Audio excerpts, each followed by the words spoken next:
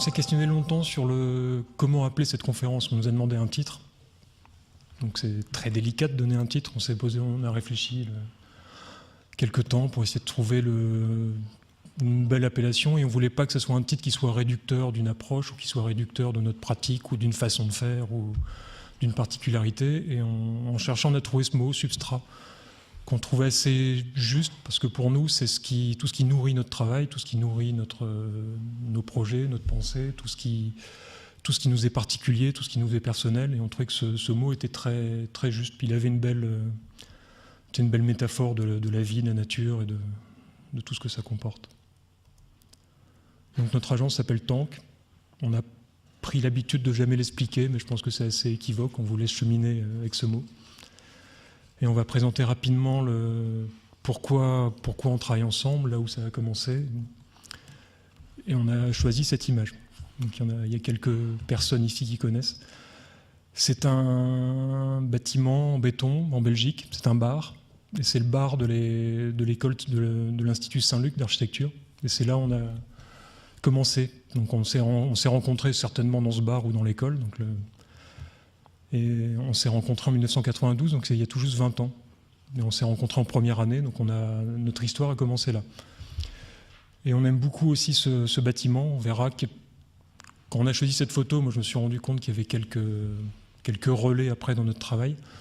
Donc c'est un très beau bâtiment en béton, c'est très, très important, fait par les étudiants et les enseignants à l'époque. Et ce qui est aussi étonnant dans ce projet, c'est qu'en tout premier plan, on voit une terrasse en pavé. Et c'est notre tout premier projet. Donc à l'époque, on a eu la joie de faire... Le directeur de l'époque avait lancé un tout petit concours pour faire une terrasse. La terrasse de ce bar, on a eu la joie de la gagner.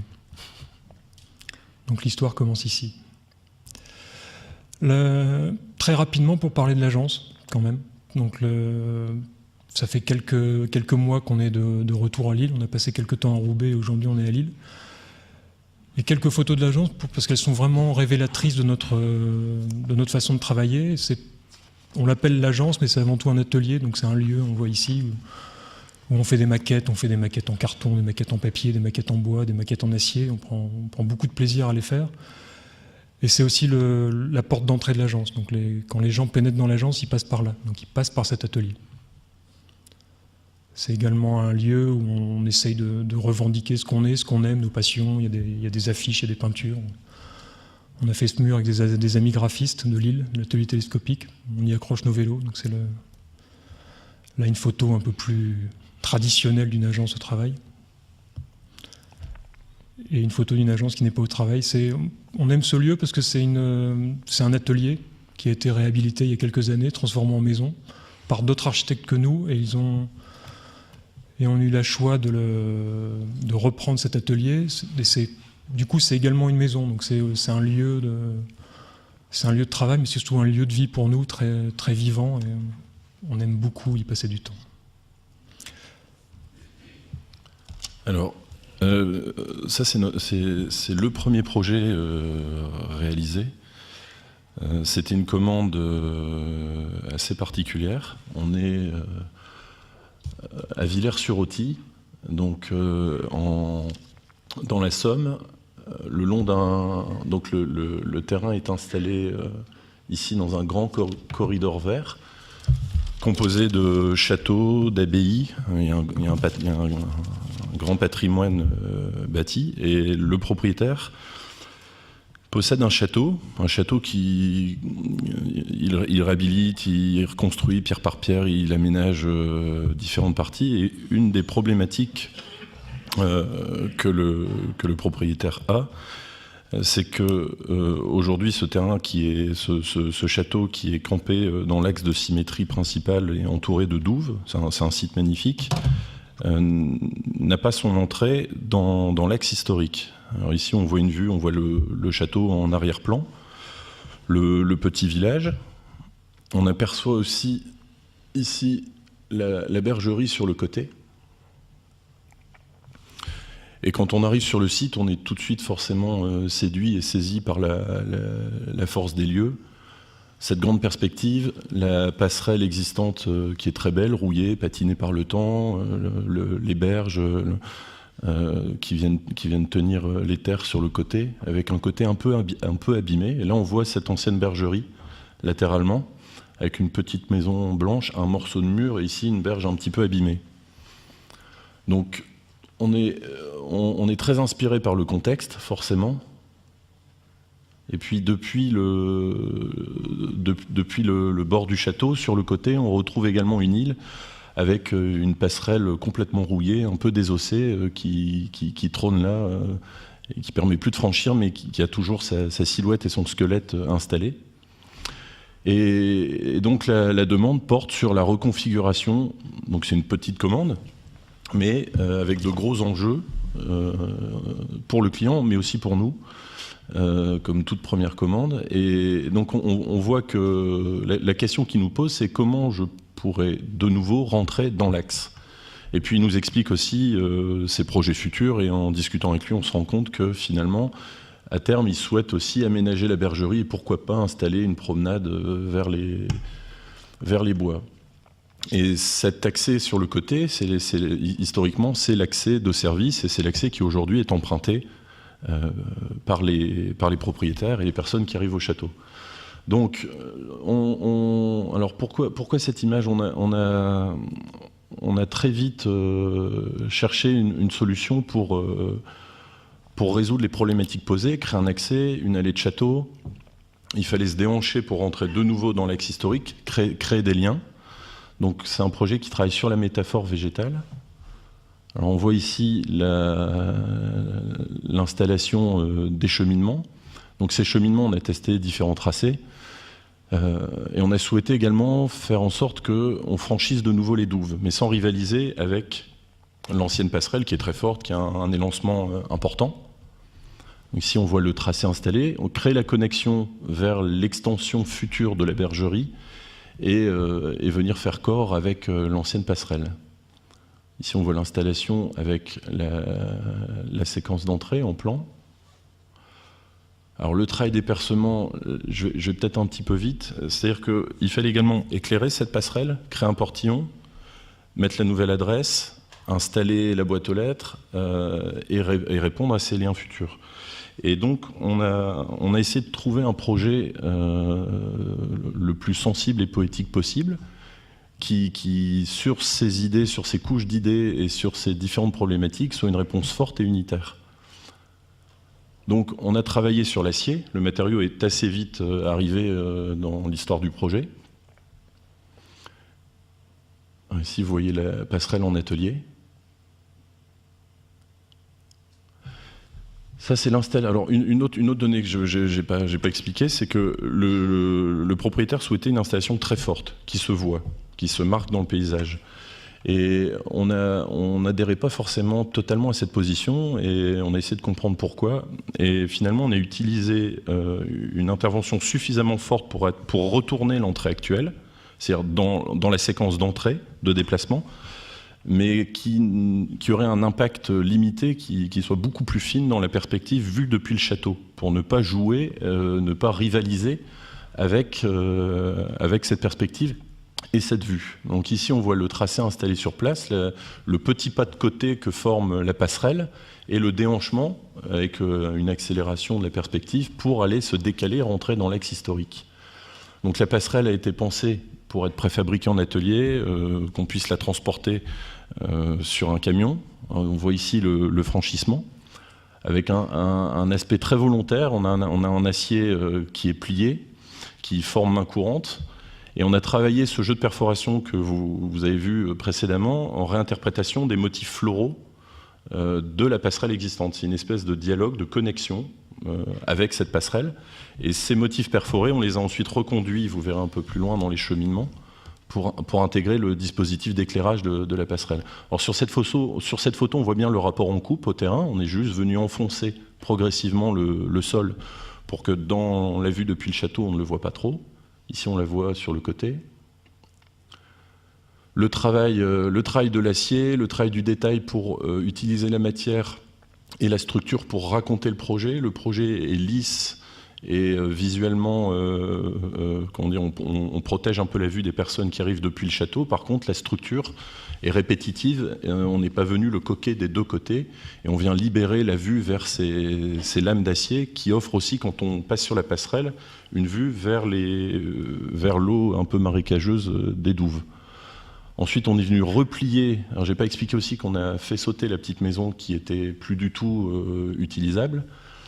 Pour retravailler, garder ce vieux mur qui finalement avait un intérêt. Et on est venu plier à la fin cet élément d'acier qui en fait le franchissement, s'enfonce dans le terrain, écarte le terrain et vient juste libérer un stabilisé classique d'allée de château.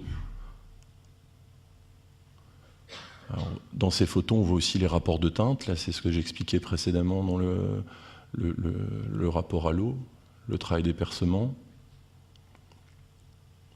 Ici, on est en vue rapprochée, on n'est pas vraiment depuis le château, mais on voit qu'on n'aperçoit même pas l'autre plaque d'acier Corten pliée de l'autre côté.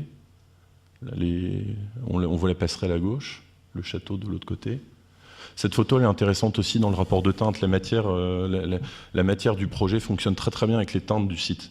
Que ce soit la teinte des troncs, des vieux murs, pas que la teinte de l'acier Corten finalement, ou de ces passerelles rouillées.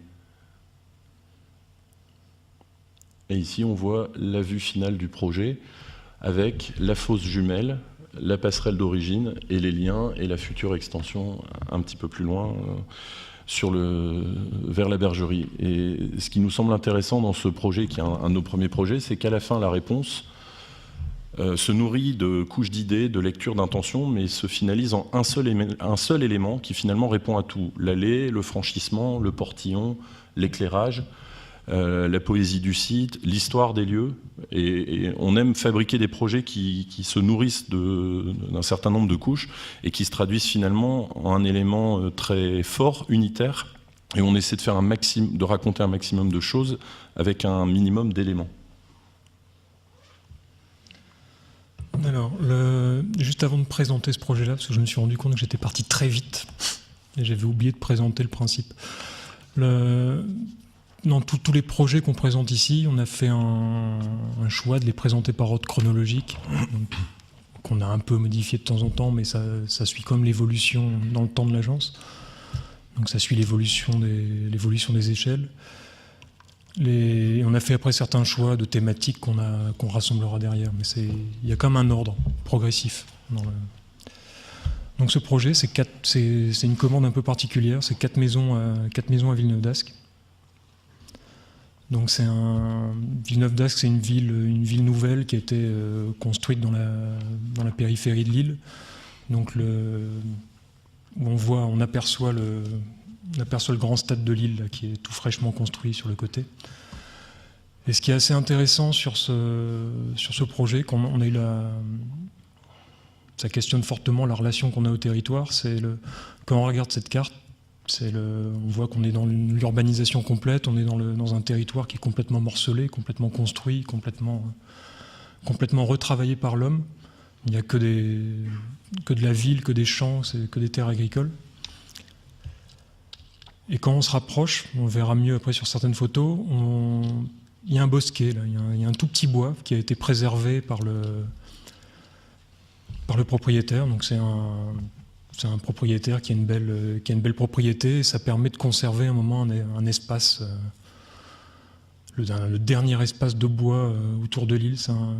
Et quand on a eu la joie de découvrir ce site, c'est un site absolument fantastique. Parce qu'on voit, on est complètement dans les arbres, on est complètement je ne vais pas dire dans la forêt, c'est pas le terme, mais on est vraiment complètement coupé de la ville, coupé du monde. On aperçoit la propriété du maître d'ouvrage dans l'angle. Et c'est un lieu fabuleux, il y a vraiment une très belle clairière entourée d'arbres, ceinturée. Donc là, on voit des photos lors des repérages, lors des premiers rendez-vous. Mais c'est un lieu aussi très, très particulier, parce qu'il il est vallonné, il a été à une époque complètement transformé en jardin d'agrément, donc on sent il y a de vieilles rocailles, il y a encore un vieux pont qui traîne là, il y a quelques ruines, il y a des éléments qui traînent, et c'est un site aussi avec une topographie très particulière, donc on le devine ici, mais il y a encore un bassin, il y a une présence d'eau, il y a de l'eau qui coule. C'est une usine il y a une usine juste à côté, donc c'est quand même dans des terres très industrielles. Ça sert aussi de bassin de refroidissement pour les eaux de l'usine à côté, donc c'est assez curieux. Et la proposition du client, c'était de faire 4 maisons, mais 4 maisons un peu particulières pour ce qu'il appelle des cadres en itinérance, donc des gens qui viennent dans la région pour quelques jours, quelques mois, et quelques professionnels, on doit les installer de façon provisoire. Et lui, il veut profiter de son réseau professionnel, c'est quelqu'un qui a quelques responsabilités dans la Lille, et il veut profiter de son réseau pour installer ces gens sur son terrain. Mais il a des volontés de patrimoine, donc il veut faire 4 appartements dans ce parc, mais il veut également qu'on puisse en faire plus tard 2 maisons, ou 4 maisons, donc il nous pose cette problématique. Et on essaye tout de suite, donc c'est un des tout premiers schémas, un des tout premiers dessins qu'on fait sur place. Et on essaye d'identifier 4 caractères, 4 lieux sur cette parcelle. Donc il y a la colline, il y a l'eau, il y a la prairie, il y a le bois. Et on essaye de trouver une façon de s'installer avec le plus de mesures possibles à l'intérieur de cet espace. Donc ça c'est le plan d'implantation. Donc on voit la parcelle la propriété est ici, donc la parcelle c'est cet élément-là, mais il y a une division de cette parcelle au cœur du bois. Et on a un accès sur le côté, donc il y a un accès sur le côté avec un petit parc de stationnement. Et l'idée qu'on a développée, c'est à la fois qu'on ait ces 4 appartements, mais qu'on peut transformer facilement en 2 maisons, et qu'on peut rassembler un jour en une maison contemporaine. Et on a essayé de travailler en étant avec plusieurs problématiques. D'abord l'intimité, c'était comment réussir à passer d'un cheminement qui arrive au centre, donc il y a une véritable petite place commune, un lieu commun, et de ce lieu commun qui est au cœur du projet, arriver à repartir de façon arborescente vers des lieux de plus en plus intimes, et des lieux de plus en plus au cœur de la forêt, au cœur du parc. Donc on arrive par ici, on pénètre, puis tout doucement il y a les pièces d'eau, il y a les chambres, il y a les cuisines, puis on redécouvre des pièces complètement ouvertes sur le parc. Donc c'est à la fois ce qui était très, très particulier, très, très intéressant à travailler, c'est que c'est à la fois un site qui est très, très dense, qui est très, très riche, il y a des arbres partout, il faut réussir à s'installer avec le plus d'attention possible par rapport au lieu. Donc il y a aussi on installe une forme de densité dans cet espace. Et au travers de ces 4 pavillons, ce qu'on voit dans le 2e dessin, c'est qu'on voulait aussi créer, quand on se promène, créer une sensation de promenade, mais aussi créer une sensation d'isolement. Donc quand on est à l'intérieur de chaque pavillon, on est seul, et on n'est pas avec les 3 autres pavillons. Donc il y a à la fois être ensemble, mais être seul dans cet espace. Donc il y a aussi tout un travail, notamment au niveau des chambres, parce que après, chaque pièce de vie essaye de retrouver un paysage plus commun. Chaque chambre essaye de cadrer différemment. Donc à chaque fois, il y a des cadrages opposés et on arrive à éviter les autres. Et ensuite, il y a une autre logique. On est toujours très attentif à ça, essayer de travailler une logique structurelle, une façon de s'installer. Et on a travaillé une logique modulaire, donc c'est juste un simple triangle de structure associé avec un cadre de façade, et c'est juste la répétition de ce module qui permet à la fois de créer de la variété, donc chaque appartement est différent, mais chaque appartement est aussi sur la même logique, donc on voit les 4 appartements séparés, donc ce que j'expliquais, les entrées, les pièces de rangement, les salles de bain, les pièces d'eau, les cuisines, mais à chaque fois c'est des expériences spatiales complètement renouvelées. Donc voilà le plan qui résume tout ça, donc le cheminement d'accès, les 4 accès sur cette petite placette publique, qui un jour peut se transformer en salon commun pour les 4, et ensuite on se redirige au cœur du bois vers les pièces communes. On a essayé de travailler également on est très attentif à ça, donc je ne suis pas sûr que ce projet-là soit la meilleure expérience, mais on est toujours très attentif à ça, à essayer de comprendre ce que vont devenir les projets dans le temps, comment les projets à rebours vont évoluer. Et on s'est tout de suite dit par rapport au vallonnement, par rapport au projet, essayer de s'installer sur pilotis avec des massifs de béton les plus légers possibles et essayer de s'installer avec les plus grandes portées pour qu'on puisse venir à rebours, comme on avait conscience que c'était le dernier bois sur ce territoire, qu'on puisse revenir en arrière et un jour tout démonter et laisser ce lieu avec son vallonnement, avec sa topographie. Donc ça donne une installation de ce type, donc on voit la topographie, on voit le bassin, on voit l'eau. Puis c'est juste un projet en élévation qui n'est qu'une simple horizontale. Ça, c'est une image qu'on trouve important de mettre, parce que ça fait partie des errements, des recherches, on est très critique là-dessus aujourd'hui. C'est qu'on a tout un travail à la fois sur l'intimité, tout un travail sur le fait d'être dans des pavillons complètement ouverts, parce que on avait un énorme problème il fallait qu'on gère à la fois l'intimité, mais il fallait aussi qu'on gère l'ensoleillement, parce que c'était un espace complètement dans les bois, très sombre, donc il y a très très peu de lumière. Donc il fallait également qu'on fasse des pavillons vitrés, parce qu'on voulait être complètement au cœur de ce parc, mais on voulait aussi s'en protéger, donc c'est un peu complètement schizophrène. Et ça, c'est ce dessin, c'est une image, on est très critique dessus. On a essayé de faire une forme là, très dessinée, très découpée. Il y a plein de... C'est des motifs connus, répétés, on en voit partout. C'est une époque où on travaillait encore un peu de cette façon-là. Et les logiques d'évolution du projet, d'économie, etc., nous ont fait revenir à une position beaucoup plus radicale et enlever tout ce qui était absolument inutile dans cette proposition. Donc on est revenu sur des choses qui sont beaucoup plus claires et beaucoup plus fortes. Ça, c'est une image du chantier. Donc on voit le travail sur les plots, on voit le travail sur le pilotis. Et ce qu'on aime beaucoup dans ces images, c'est que c'est quelque chose qu'on essaye de retravailler de façon de plus en plus forte, de plus en plus importante. On adore ces moments sur le chantier, au moment où la structure dit tout. La façon dont le projet s'installe, tout est dit. Il y a plus, on a juste envie d'être là, de s'installer. On le voit par exemple cette séquence, les planchers ont été posés, on a envie de se promener, il y a un toit, il y a un sol, on est déjà en train de se promener, de déambuler dans cet espace et il n'y a pas grand chose d'autre à faire. On n'a plus qu'à mettre des vitres, on n'a plus qu'à mettre un tout petit peu de cloisonnement pour installer la vie, mais c'est déjà, le lieu est là. Et on essaye, dans tous les projets qu'on verra par la suite, essayer d'aller de moins en moins loin justement dans cette étape, dans ce travail de l'intérieur. Ce qui est intéressant dans le travail de module, c'est que là on est dans une des ailes, on voit au loin la deuxième. C'est que le travail de module et tout ce travail de symétrie, c'est toujours la même pièce qu'on répète, c'est qu'à la fois on est dans une promenade, dans une déambulation sinueuse sur le terrain, mais soudainement on retrouve des parallélismes, on retrouve des échos au projet lointain. Et ça maintenant c'est des photos du projet aujourd'hui, donc on voit que la nature a repris ses droits, tout a repoussé. Donc on voit que cette petite place, donc c'est un espace où on franchit la douve, on franchit le bassin. Donc le bassin est sur le côté, on verra sur d'autres photos. Et il y a des bambous qui poussent et c'est vraiment un espace qui tout doucement qui se recolonise complètement. Ça c'est une photo qui est plus ancienne, donc c'est juste après la livraison. Donc on voit ce travail, on est dans la transparence totale, je ne sais pas si c'est très... C'est encore un projet assez ancien, avant les réglementations thermiques, avant certaines prises de conscience plus aiguës. On est encore dans une transparence totale et naïve. Mais c'est aussi un grand plaisir de se promener dans ces espaces.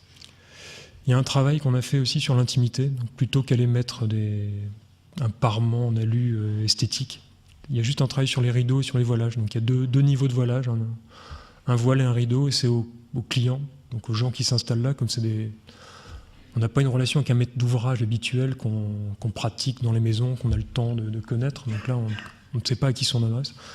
Et à eux de gérer leur intimité, leur relation au paysage et au lieu comme ils le veulent. Donc ils peuvent ouvrir, fermer. On voit qu'il y a des gens, de temps en temps, on y retourne, on voit qu'il y a des gens qui se protègent complètement et qui se ferment complètement à la fois des autres, mais également de ce site, et d'autres qui ouvrent tout. Donc c'est très intéressant. Il y a aussi tout un travail, je ne veux pas rentrer dans le détail, mais sur les circulations. Donc on voit qu'on circule, mais il y a quelques cloisonnements, mais les chambres s'ouvrent sur la circulation. C'est toujours le même jeu de rideaux, le même jeu de séparation, le jeu de relation avec les salles de bain. Les choses sont très ouvertes.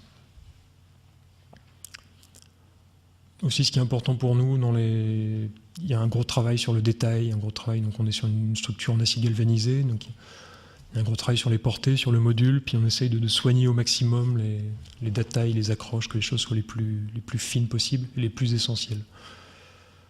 Là, c'est juste la croix de contreventement à la fin, parce que même si cette structure est très organique, elle a quand même besoin de trianguler dans sa proue, parce qu'on est juste sur une succession de cadres. Voilà un des salons. C'est la relation qu'on a aujourd'hui. Donc on est vraiment au cœur de la relation avec le bois. Et ce qui est intéressant, c'est que le maître d'ouvrage a travaillé avec un paysagiste, et un paysagiste qui a eu l'intelligence de ne pas en faire trop. Donc il a vraiment remis ce bois dans son état initial. Il y a un travail très, très léger, très subtil sur les sols, et on voit qu'il y a les fougères reviennent. C'est quelque chose à la fois très légèrement maîtrisé, mais que la nature reprend totalement ses droits. Ce qu'on expliquait tout à l'heure sur les cadrages. Donc là, c'est une chambre qui est totalement transparente, donc elle est traversante, donc traversante sur le couloir, traversante sur le jardin. Et là, sur le côté, on a la chambre d'un voisin. Donc les chambres s'échappent. Donc on n'a jamais l'occasion de voir Quand on est dans sa chambre, on n'a jamais l'occasion de voir l'autre. Une photo le soir. Une autre photo le soir. Et voilà le bassin. Donc là, il y a des moments où on ponte au-dessus de l'eau, et il y a quelques situations qui sont vraiment intéressantes. Ce qui est très plaisant, on en parlait tout à l'heure sur le premier croquis, c'est qu'il y a les 4 pavillons sont très, très identiques dans leur vécu, mais ils sont très différents dans leur relation au parc et leur relation au jardin.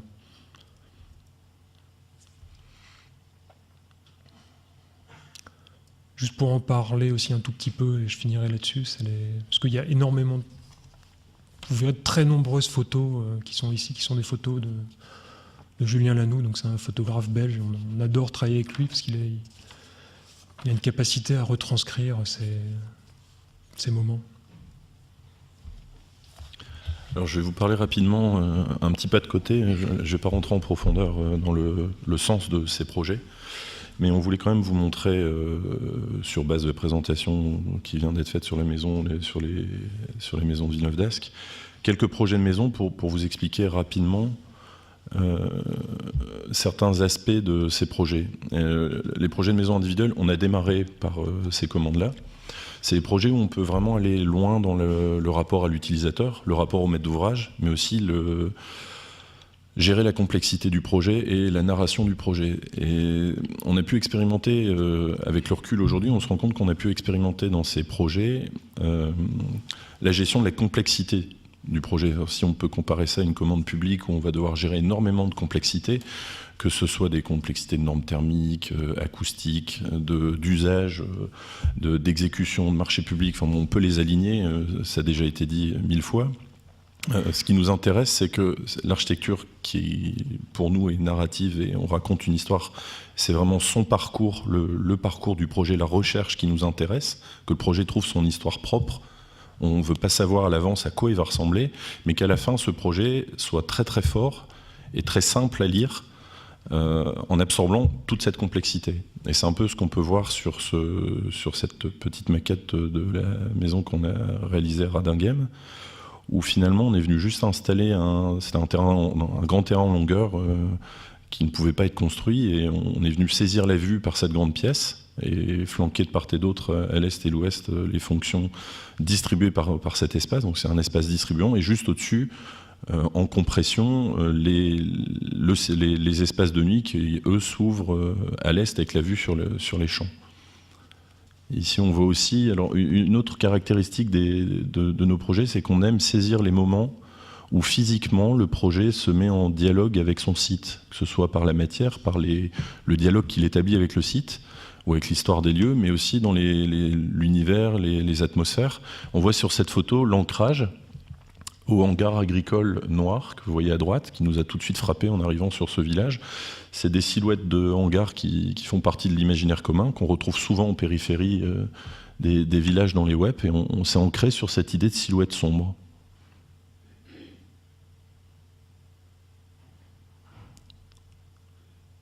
Ici, c'est une petite maison à Arras, ça on peut en parler également très rapidement, où finalement les clients qui étaient très, très, très sympas avaient peu de moyens pour faire cette maison, mais vraiment passionnés. Et on a tout de suite dû mettre en place des moyens simples et raisonnés, une vraie économie constructive.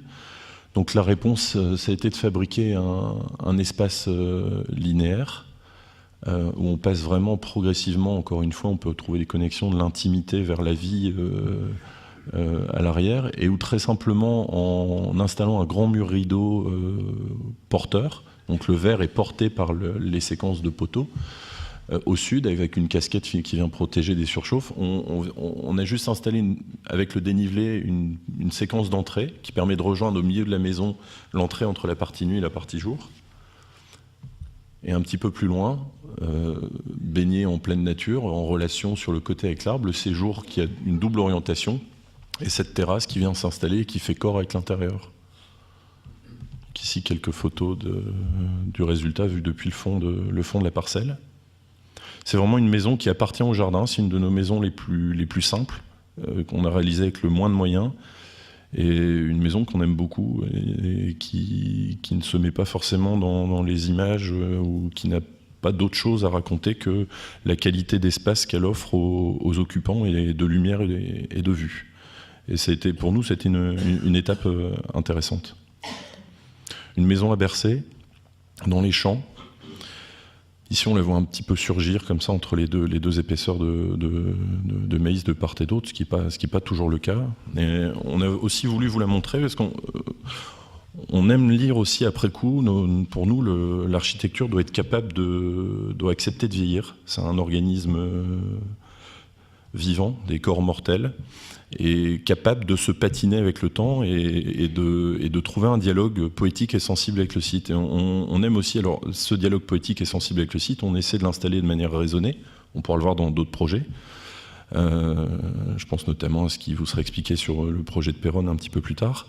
Mais ici, c'est cette relation entre cette verticalité du champ, la verticalité du bois, et des moments comme ça de dialogue et de connexion qui peuvent se créer entre une architecture et son site. Et on aime bien redécouvrir, et on essaie évidemment de le fabriquer, de le construire. Après, l'architecture, elle nous échappe aussi, et des moments, elle est parfaitement autonome dans sa façon d'agir. Sur ce projet, on voulait aussi vous le montrer. Là, il faut l'expliquer très rapidement. On est sur une façade nord, une rue assez chahutée, de maisons mitoyennes. Une rue chahutée, mais avec quand même quelques alignements installés à côté. Et pour installer cette maison sur cette façade nord, finalement, on est venu extruder ces volumes à l'étage, donc des porte-à-faux à valeur d'usage, fabriquant la séquence d'entrée et le carport, mais aussi permettant d'ouvrir sur rue une chambre, la chambre d'enfant, plein ouest. Et ici, on voit l'installation à l'étage, et Julien est retourné faire des photos. Alors ici, vous voyez la haie, l'arbre est un peu surprenant qui a été installé. Mais on aime beaucoup le mystère qui s'installe un peu dans ces deux gros volumes, un peu comme le revers de la médaille. On ne voit pas trop ce qui se passe derrière. Et ici, on voulait aussi, par cette photo, vous parler du travail de la matière. Pour nous, le travail de la matière se place aussi dans une quête de sens, dans l'histoire qu'on raconte. Et à force dans les tests qui ont été faits, il fallait que ces volumes soient lourds, visuellement, massifs, puissants. Donc on a utilisé un acier, non pas du zinc ou une cassette métallique. Elle est pliée, elle forme couvertine, pour mettre en compression ce vide en dessous et donner à cette lévitation encore plus de force et d'expression. Ici, vous voyez la séquence d'entrée. La possibilité sur une façade urbaine, pour une maison urbaine, d'ouvrir finalement sur un jardin avant. Et ces moments de lumière, ces moments de mystère qui s'installent dans les projets. Ce projet-là, on voulait également vous le montrer très très rapidement pour évoquer notamment on parlait tout à l'heure des maisons de +2 et de leur grande transparence. Aujourd'hui, on est confronté à la question de la compacité et de la maîtrise énergétique. Question dont on veut s'emparer pleinement sans tomber dans les pièges de cette question, mais sur le fond, on y adhère. Et sur cette maison, on a essayé de finalement accepter la compacité, mais de faire en sorte que les espaces internes, eux, se dilatent et que cette maison respire. C'est-à-dire qu'on ne se retrouve pas avec la problématique du blocos avec les petites fenêtres. Alors vraiment, au contraire, la compacité qui se met au service de la spatialité, des cadrages et de la respiration de la maison. Et c'est une maison qui, sur ce registre-là, est assez intéressante dans ce qu'elle fabrique quand on est à l'intérieur. Mais j'ai pas de vue intérieure.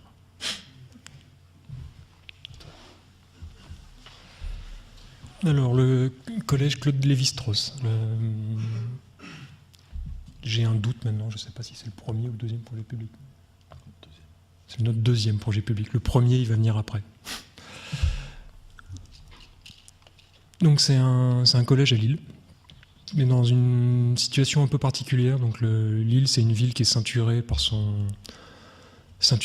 un nœud autoroutier. Donc on voit que ça crée ce triangle, hein, c'est très très fort. Donc il y a les autoroutes, il y a les gares, il y a la citadelle, il y a le port fluvial. Et là, c'est une ville qui cherche encore aujourd'hui à essayer de s'affranchir de ses limites, de ses barrières. Donc c'est très très compliqué, parce qu'on le voit sur cette échelle-là, c'est très large, c'est des corridors très larges, très profonds. Donc il faut beaucoup d'efforts urbains pour essayer de passer outre. Donc il y a vraiment la ville, l'île et ses quartiers. Et le collège Claude Lévi-Strauss, c'est une situation un peu particulière, parce qu'on est dans la ville, donc on est dans l'île, donc on est encore en confrontation avec le tissu urbain, le tissu traditionnel des maisons de l'île. Donc il y a encore des maisons de 1930, il y a des écoles, donc il y a un tissu traditionnel, mais il est aussi complètement bloqué par le port fluvial. Donc c'est des infrastructures portuaires du port de Lille qu'on voit ici. Donc c'est quelque chose qui fait complètement barrage à l'eau, barrage à la ville, et donc la ville à cet endroit est totalement déstructurée. Là, c'est une vue aérienne donc du projet construit, mais à l'époque du concours, cette parcelle était totalement construite par un entrepôt de Transpol, donc c'est la société de transport public de Lille. Et c'est un environnement qui est très, très chaotique, très compliqué. Donc on va essayer d'en faire le tour rapidement, parce que je pense qu'il faut faire le tour pour essayer de comprendre ce projet, parce qu'il est dans un environnement qui a une telle complexité qu'on ne peut pas le comprendre sans faire le tour. Donc il y a différentes échelles. Là, on est sur un axe, un boulevard très important, parce que c'est le seul endroit qui contourne l'île, mais qui n'est pas le nœud autoroutier. Donc c'est un boulevard qui ne dit pas son nom, donc il y a énormément de trafic. Et il faut installer le collège ici, donc sur cette voie. Il y a tout un travail qui est en cours. On n'a pas eu forcément les règles du jeu à l'époque, mais tout un travail de re-questionnement urbain de ce territoire du port fluvial. Et donc, à l'époque du concours, le cahier des charges nous imposait de nous appuyer là-dessus, donc sur cet espace. Là, c'est la rue Lestiboudois, c'est une rue, donc on voit l'entrepôt l'entrepôt de Transpol sur lequel on va s'installer. Et de l'autre côté, il y a énormément de variétés. Donc il y a des murs tagués, il y a des murs assez intéressants, il y a quelques maisons de quartier, il y a pas mal de jeunes. Et il y a surtout énormément d'échelles. Donc il y a des hangars en béton, il y a des écoles en briques, il y a des maisons, il y a toutes les époques, il y a tout le XXe siècle qui est condensé là. Donc on le voit ici, là on continue, on est sur une troisième rue, donc on est sur la fin des entrepôts. Donc on voit on commence à retrouver de l'habitat traditionnel lillois. On voit ici, mais les rues, même chose, on voit que les fronts, les alignements ne sont pas totalement constitués, ne sont pas bâtis. Et là, c'est une rue assez particulière, donc c'est la rue qui longe également l'entrepôt de l'autre côté. Et là, on est sur des logements de la gendarmerie, donc c'est 9 maisons identiques en enduit, là, qui pour le coup sont plus du tout lilloises, donc il faut aussi se confronter à ça. Station-service, des tours, donc c'est très très très très très varié. Et dans ce travail, avant d'installer le projet, avant d'installer le collège, avant de se dire comment on va le faire fonctionner, comment on va installer des... Enfin là, il y a quand même pas mal de choses qui arrivent. Donc il y a cette référence à la citadelle, il y a cette référence au collège comme lieu protecteur. Ça reste des entités qui sont très, très fermées sur la ville. Donc c'est des institutions très protégées. Il faut qu'il y ait le moins de contact possible, le moins de perméabilité possible entre les enfants et la rue.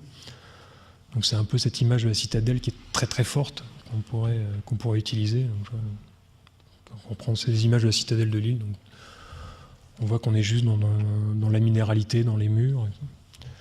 Et on voulait éviter ça. Et on voulait aussi travailler sur le matériau principal de la ville. Donc c'est une ville de Lille, c'est une ville de briques, c'est une ville qui a cette texture très forte. Mais c'est une ville aussi qui a du mal à accepter cette histoire-là. Donc je ne sais pas si toutes les villes en France sont comme ça, mais on sent que c'est un matériau qui a une longue histoire, très lourde. C'est l'industrie, c'est ce qui se passait avant. c'est pas un matériau très juste, mais c'est un matériau qu'on adore parce c'est un matériau qui a de la vie, qui a des histoires, qui se patine, qui se salit, qui s'use, c'est un matériau aussi très manuel. Parce on le verra après, on en parlera plus en détail. Là, on voit un travail de brique vernissée, c'est aussi un travail très profondément humain et artisanal. On sent la main et on sent la vie là-dedans. Et donc très vite, j'expliquerai l'installation du programme après. Il y a pas mal de dessins. À la fois, on est dans c'est pas les premières esquisses. On a travaillé très longtemps sur le projet, sur le programme, avant de prendre la décision de travailler en briques. Avant de prendre la décision de travailler sur ce que vous pouvez voir sur les croquis. Mais on a pris cette décision parce qu'on voulait un matériau qui soit à la fois très noble, très vivant, qui soit pérenne, qui représente quand même une certaine force de l'institution, une certaine aussi, comment dire. On n'a pas mis d'image de référence, mais on était très, très attentif aux vieux collèges, les vieux collèges avec les marronniers, il y a quelque chose qu'on voulait retrouver ici. Mais on a fait également un travail donc on le voit là, c'est un schéma refait sur le plan. On voulait également que cette institution très forte, très fermée, s'ouvre sur la ville. Donc on voulait trouver un dialogue très progressif d'un projet qui soit capable de réagir aux échelles, de réagir aux différents espaces, aux différents lieux qu'on pouvait rencontrer. Un projet qui soit capable de réagir au boulevard, qui soit capable de réagir aux petites rues de logement, qui soit capable de réagir à la gendarmerie, qui soit capable de réagir à différents alignements. Et on a travaillé sur ces bandes de briques.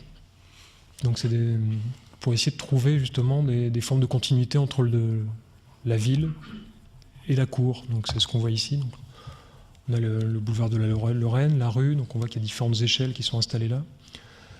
Et on a installé le collège à la fois de façon à se protéger du boulevard, donc toutes les salles de cours sont installées sur le boulevard. On bénéficie de la création d'un premier parvis, donc qui est légèrement en retrait du boulevard, donc un lieu sécurisé pour les enfants avant d'arriver. Et on a commencé à travailler des porosités, donc à installer des porosités à la fois de la cour sur le parvis, mais de la cour sur le jardin, de la cour sur la rue. Donc le mur qui est installé ici, c'est le mur que vous avez pu voir tout à l'heure sur le tag, qui est encore là. Et on voulait qu'il y ait le maximum d'échanges. Donc à la fois qu'on soit dans un lieu protecteur, mais dans un lieu très ouvert. Donc, on essaye de trouver l'équilibre là-dedans. Un collège, c'est aussi un programme assez complexe. Il y a évidemment des lieux d'enseignement, des lieux de réunion, il y a une demi-pension, il y a des espaces de sport, il y a une salle de sport. Et tout doucement, on a essayé d'installer ces différents éléments de programme au cœur du quartier, et on a pris le choix aussi de libérer aussi une deuxième place. Donc l'équipement sportif qui est un peu autonome crée aussi une deuxième place en face d'un bâtiment qui va être réhabilité, et on crée une nouvelle centralité. Donc il y a plusieurs espaces. Donc c'est pas un lieu c'est pas un collège qui marque uniquement sur son parvis. Tout doucement, il essaye de faire vivre, il essaye de retrouver du sens au quartier. Il y a aussi tout un travail sur la lumière, sur l'orientation. Donc j'expliquais tout à l'heure, on est à la fois très protecteur sur le boulevard, mais on est aussi totalement ouvert sur la lumière.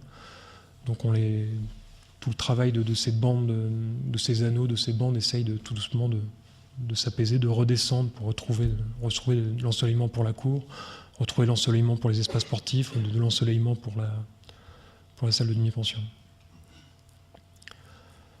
Là, très rapidement aussi, on a eu bon, ça ne s'est pas passé comme ça par la suite, mais on a eu le départ, on nous a proposé de travailler sur le parvis. Finalement, ça ne s'est pas fait, c'est notre architecte qui a travaillé sur le parvis. Et on a essayé aussi de travailler dans la même idée d'un parvis à la fois très, très vivant, très organique, très protecteur par rapport au boulevard. C'est pas le cas ici. Donc là, rapidement, les fonctions, ce que j'expliquais, les espaces de cours, la demi-pension, la salle commune. L'entrée est assez particulière parce qu'on rentre dans ce collège-là, c'est pas forcément le même collège, le même fonctionnement dans tous les collèges en France. On rentre par la cour avant de rentrer par le hall. Donc le hall d'entrée, ce qui est la représentation du collège sur le parvis, on n'y rentre pas. Si vous êtes attentif tout à l'heure, il n'y a pas de porte. Donc c'est juste une grande vitrine pour montrer à un moment la déambulation des enfants. les étages. Donc on voit que ce qui est important aussi dans cette organisation, donc on voulait que le collège soit un lieu très, très simple d'orientation. Donc on fait le tour de la cour. C'est la cour qui réoriente les enfants au sein du collège. Donc les enseignants viennent les chercher le matin dans la cour, ils remontent par différents endroits. Et il y a tout un travail aussi des circulations pour que toutes les circulations à l'intérieur du collège, de l'établissement s'ouvrent sur la cour. Donc on n'est jamais désorienté. Il y a toujours donc on voit à chaque fois les circulations ici. Donc on a l'escalier principal, on a des vues sur la cour, on a des vues sur la ville. Et on retrouve à chacune sur un certain nombre de séquences. Donc toutes les circulations sont très ouvertes sur la cour et on retrouve également d'autres séquences très urbaines. Donc il y a des instantanés sur la ville de très nombreux endroits. Donc de nouveau, j'en parlais du travail sur la brique. Donc quand on a fait nos investigations dans le quartier, on s'est rendu compte, on ne s'est pas forcément rendu compte de ce travail-là au départ, mais qu'il y avait un très gros travail d'ornementation, de travail sur la brique vernissée dans les maisons de Lille. Donc j'ai montré un exemple tout à l'heure. Et on a essayé de retravailler dans le collège, quand on a pris la décision de travailler en brique, de travailler une brique qui était dans ces matières-là, donc une brique très forte, très cuite, une brique qui a vraiment un caractère très, très volontaire, mais une relation aussi avec la brique vernissée. Donc on a trouvé plein de façons après de travailler la brique vernissée. Ça, c'est le four dans lequel est cuite cette brique. Donc c'est une brique qui est très artisanale, qui est faite à côté de Beauvais. Donc c'est une brique qu'on aime bien, parce que c'est pas une brique industrielle, c'est une brique qui est cuite, qui est puissante, qui est compliquée, qui est très accidentelle, qui est très particulière, mais elle nous permettait aussi de la mouler de n'importe quelle forme. Donc ça nous permettait de faire des briques courbes, parce qu'on voulait que dans ce travail de porosité, de relation à l'espace public, que le bâtiment soit très poreux et qu'on soit toujours sur des continuités entre l'intérieur et l'extérieur. Donc il n'y a qu'à suivre les façades, puis on rentre à l'intérieur du collège, puis on ressort et on rentre. Et on a travaillé la brique vernissée pour essayer de signifier de façon très, très fine, parce qu'on ne voulait pas faire un travail d'ornementation, on ne voulait pas faire un travail décoratif. On a travaillé la brique vernissée pour signifier un certain nombre d'éléments, donc pour essayer de révéler la vie intérieure du collège sur l'extérieur. Donc il y a un travail très, à la fois de couleurs pour essayer de raconter les étages, de couleurs pour essayer de raconter les activités, les salles de sciences, les salles de cours, les salles de sport, la mini-pension. Et aussi un travail, on verra dans quelques images tout à l'heure, où la brique sert à montrer les espaces à l'intérieur. Donc si on observe très attentivement la façade, on comprend où sont les classes, on comprend où sont les espaces. Et on comprend également, par moments, la brique vernissée s'accélère et on comprend où sont les circulations. Donc voilà, la brique, ce qui est... Donc il n'y a pas d'angle dans ce bâtiment, donc c'est qu'une succession de courbes. C'est toujours le même diamètre, mais ça permet à la fois dans un matériau qui est très fort, mais aussi dans un matériau qui est très doux, soudainement, parce qu'il a plus d'angle, il accompagne les enfants. Mais on sent quand on discute avec les enfants, quand on y va là-bas, ils comprennent ce matériau, il y a un dialogue qui s'instaure avec eux. On sent que le matériau est fait face à eux, se pose face à eux, ils sont très respectueux de ce matériau-là, et très respectueux de cette douceur. Ce qui est intéressant aussi, comme c'est une brique très cuite, très artisanale, on le voit par ici, donc il y a la brique vernissée, mais même la brique qui n'est pas vernissée, il y a des parties très brillantes de reflets, donc c'est un matériau qui est très changeant, très mouvant avec le soleil, ça change tout le temps, et on est dans quelque chose de très étonnant. Ce que je vais expliquer, donc, par rapport à la brique vernissée, donc là c'est une façade de la salle de sport. Il y a quelques moments, c'est ça qu'on installe, cette photo elle est un peu particulière, c'est qu'il y a des moments où on installe des moments de grand calme. Il y a des grands murs, il n'y a plus que la brique qui s'installe, mais ça crée aussi des grands moments de silence, des grands moments de quiétude. Ça c'est une photo du chantier. Donc c'est la photo sur le parvis. Donc on voit c'est le moment où toutes les strates sont en mouvement. C'est le moment où on rentre à cet endroit-là. Donc c'est ici qu'on rentre sur la cour. Et c'est à cet endroit-là qu'on trouve le hall. Donc ce que j'expliquais tout à l'heure, le hall s'emporte. Mais c'est à ce moment-là où toutes les circulations, tout se rencontre. Donc c'est la relation avec la ville, la relation avec la cour. Et c'est le moment où on crée des couverts, on crée des porte-à-faux, on crée des espaces de... Même chose sur l'escalier. Et ça, c'est la partie sur le boulevard. Donc on est sur 3 étages. Donc avec la brique, ça nous permet aussi d'installer, ce que j'expliquais, des moments très, très calmes. Où là, il y a juste une très grande baie, c'est l'aboutissement de l'escalier. Donc quand les enfants montent à l'étage, ils ont une vue, à la fois ils sont visibles depuis le boulevard, mais ils ont aussi une vue sur le port fluvial. Et il y a pas mal d'échanges comme ça entre les circulations. Donc on voit les enfants apparaître, on les voit disparaître. Et il y a aussi ce travail sur la brique vernissée. Donc ce que j'expliquais tout à l'heure, on voit la brique vernissée se met en mouvement, donc on comprend qu'on est derrière une circulation. Puis à d'autres moments, la brique vernissée raconte juste les espaces. On raconte ce qui se passe à l'arrière, raconte le programme. Là, on fait le tour sur le boulevard. Et tout doucement, on s'adapte à chaque échelle. Donc les bâtiments descendent, le bâtiment monte, on a une vue, une perméabilité sur la cour. Donc cet espace ici, la cour est totalement ouverte sur la ville. Donc les enfants sont en relation complète avec l'espace public, des salles de réunion qui apparaissent, une circulation qui débouche à cet endroit-là. Et on voit cette porosité. C'était pas quelque chose de forcément évident à faire au départ, mais c'est quelque chose qui marche très bien. La salle de sport. Et on s'adapte à différentes échelles. La salle de sport qui est également totalement ouverte, donc sur la deuxième place, avec ce très grand mur.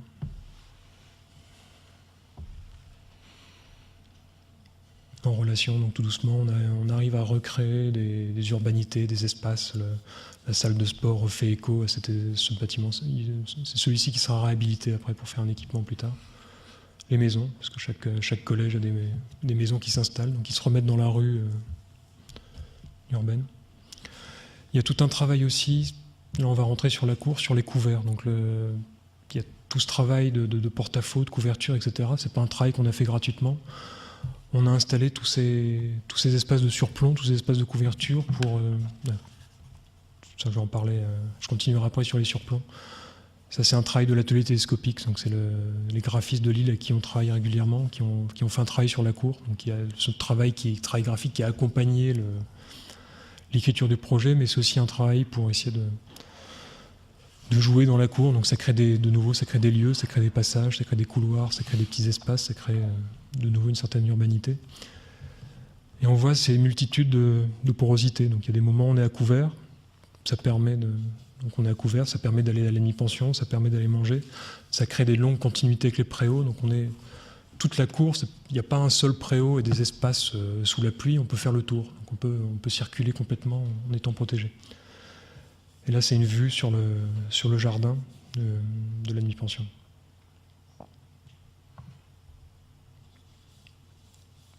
Le préau, donc le préau, on voit le mur tagué qu'on voit tout à l'heure, donc on est à la fois dans la cour est très protégée, mais on est complètement dans la rue. L'arrivée à la demi-pension. La demi-pension, donc, qui s'ouvre sur un jardin. Là, c'est ce que j'expliquais, donc on aboutit sur le travail sur l'escalier, et on est également à la fois on voit la cour, on voit les séquences, il y a plein de moments comme ça, de séquences où on découvre le projet. Travail sur les salles de classe. On a fait un travail sur les ouvertures qui est assez particulier, donc il est assez étonnant sur les façades extérieures. Mais quand on a travaillé sur les façades, on voulait à la fois qu'il y ait un travail très fort sur les bandes de briques et sur la force de ces briques, mais on voulait également qu'il y ait un jeu très... Comment dire, un peu un travail de mauvais élèves. On voulait que les enfants, quand ils sont en salle de cours, qu'ils puissent s'échapper, qu'ils puissent se regarder ailleurs, Et on voulait offrir toutes sortes de cadrages très différents. Donc on voit qu'il y a des instantanés. Et il y a des cadrages qui sont aussi plus bas. Ça permet de s'évader. Travail sur l'escalier. Donc l'escalier, c'est le nœud principal de circulation. Il y a d'autres escaliers dans l'établissement. C'est le nœud principal de circulation et on voulait que ça soit l'endroit où toutes les bandes se rencontrent, toutes les strates se regroupent. Donc on voulait qu'il y ait une énergie très forte au sein de cet escalier. C'est un escalier qu'on a fait totalement en acier. Donc il est à la fois la brique rentre à l'intérieur et tout se met à tourner. Et ce qu'on aime beaucoup dans ces photos, c'est de nouveau des instantanés de chantier. C'est des moments où l'escalier vient juste d'être posé, donc la pose a été très, très délicate, très compliquée. Ça s'est fait en hiver. On voyait les ouvriers travailler alors qu'il fait -5, -10 dehors. C'est un travail infernal, parce que le bâtiment n'est pas encore fermé. Mais c'est un moment où on a envie que les choses s'arrêtent là. On en parlait déjà tout à l'heure pour la structure. On a envie d'arrêter le projet à ce moment-là. On n'a pas envie de mettre de plafond, on n'a pas envie de le peindre, on n'a pas envie de... Toute l'énergie est là, tout est dit. Donc, c'est des moments vraiment magnifiques. Donc on essaye maintenant d'aller de plus en plus loin, justement, à ce moment-là, essayer de l'arrêter à cet instant. Mais bon, c'est un collège, donc on l'a verni, on l'a protégé, on l'a peint en blanc, il est un peu plus élégant.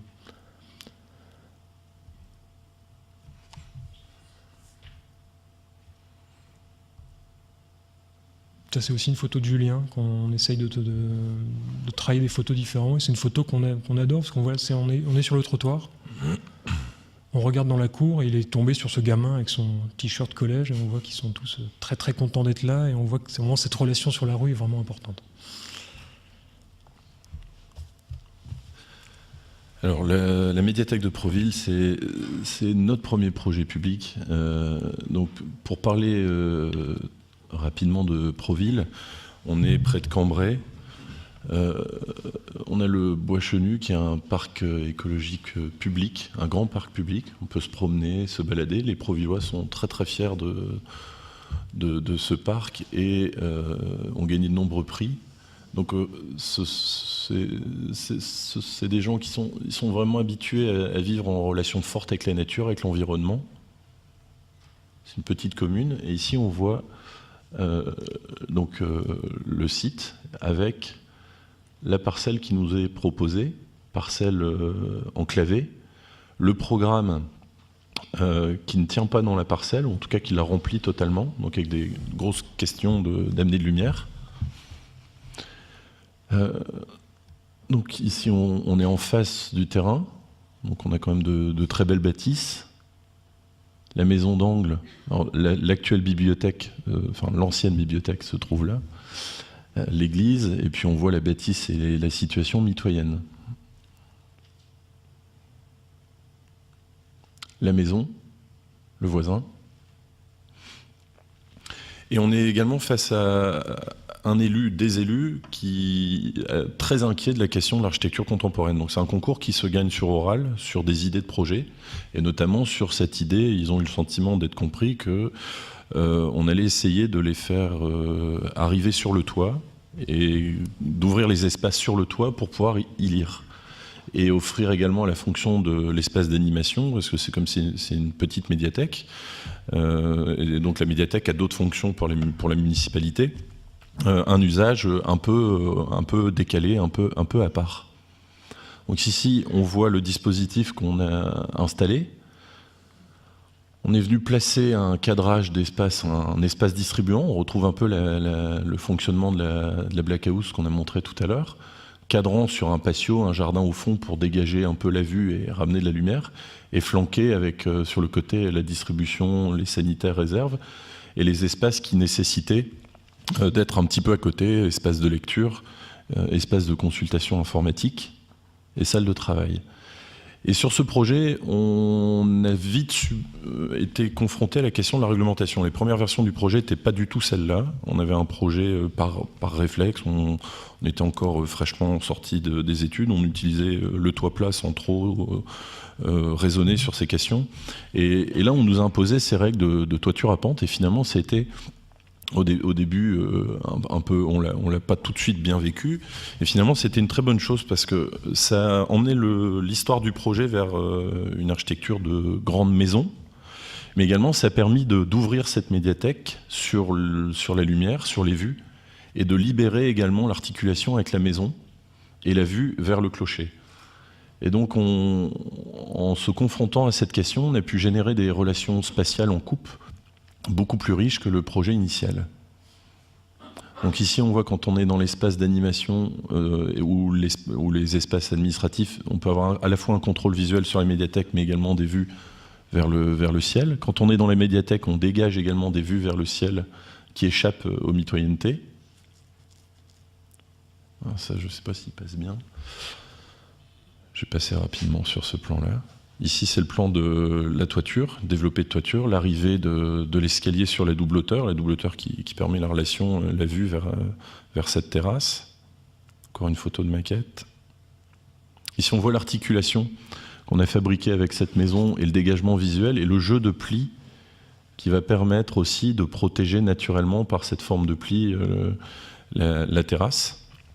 Et à l'arrière, ici, on voit la grande ouverture avec la vue dégagée, l'ouverture latérale, qui est perçue dès le parvis et le haut-vent d'entrée, mais aussi depuis le hall. Les recherches d'installation du mobilier dans l'espace de la médiathèque. Alors, le travail de la structure, c'est aussi un projet sur lequel on avait très peu de moyens, et un peu comme pour le projet des maisons à Villeneuve-d'Ascq, 2+2, on a très vite adopté, alors pour deux raisons, des raisons économiques, mais aussi parce qu'on avait déjà eu de nombreuses discussions ensemble, déjà à l'école et à la sortie de l'école, sur la question du second œuvre, du faux plafond, de tout ce qui venait en fait cacher un petit peu caréner l'espace à l'intérieur. Et on trouvait qu'il y avait une poésie incroyable, une force incroyable. Olivier, on a très bien parlé tout à l'heure, dans la structure et dans les éléments constituant le squelette du projet.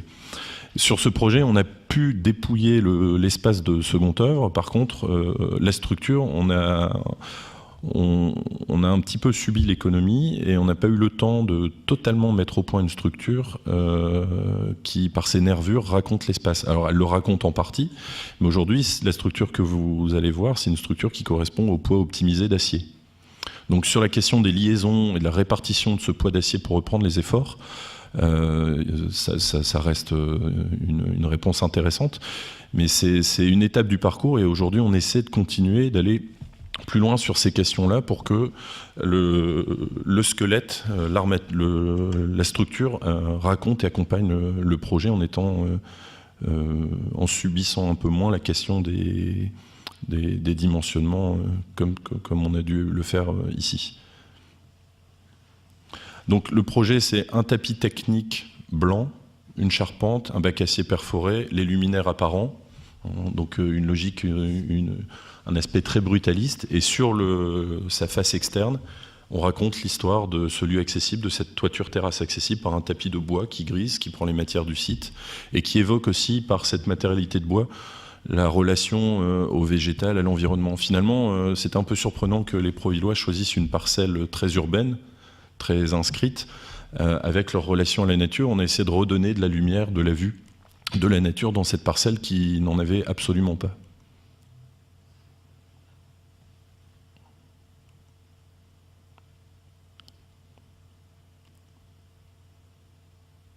J'accélère un petit peu parce que il y a des projets qui prennent plus de temps à présenter. Ici, on est dans les espaces administratifs, donc la vue vers la terrasse, la vue vers le bas.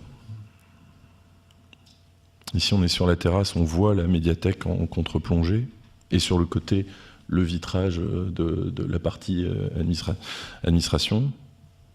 La toiture accessible. Alors là aussi, c'est intéressant parce qu'on assume totalement la qualité du projet, mais également, dans l'histoire, on essaie de progresser et on se rend compte que c'est finalement quand même très très dur de réussir à contraindre, on le voit bien sur cet exemple, à contraindre l'ensemble des problématiques, les bureaux de contrôle.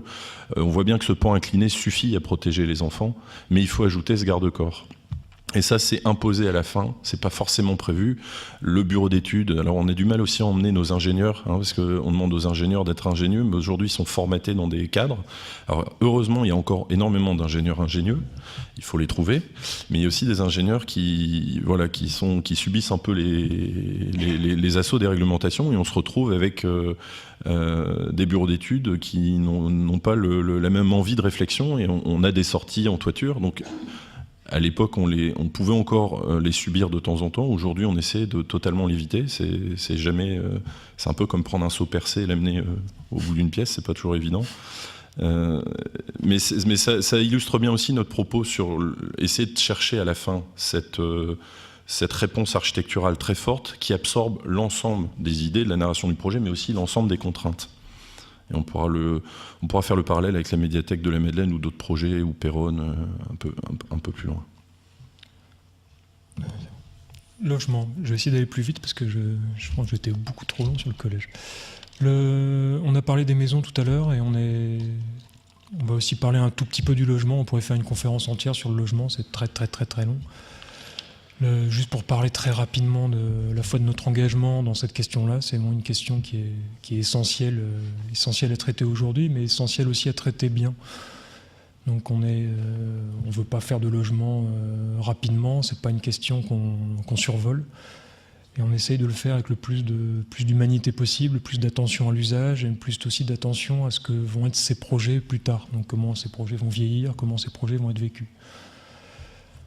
Et comme pour les maisons, on a traité le logement de plein de façons différentes. Donc ça, c'est une de nos premières opérations, c'est la minoterie à Roubaix. C'est un vieux navire industriel à Roubaix, donc qui était complètement désaffecté au cours de son histoire. C'était un bâtiment qui était mort, qui était bon à démolir, et on a fait une réhabilitation très très très lourde pour réussir à le sauver et installer des lofts à l'intérieur.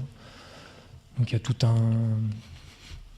eu tout un travail très, très fin, mais aussi très douloureux pour nous sur la structure. Ça a été une aventure très très longue. Mais maintenant, on est très heureux de ça, parce que c'est un bâtiment qui vit, qui est habité. Il y a une petite communauté qui vit à l'intérieur. Et c'est important. 9 maisons à Lens, ça c'est un projet à Lens. Donc on voit, c'est le projet là, qui est très, très calme à l'arrière, au milieu de ces 2 tours. Et ça pose aussi la question de la commande, parce que on nous a questionné à l'époque pour construire 4-5 maisons individuelles là.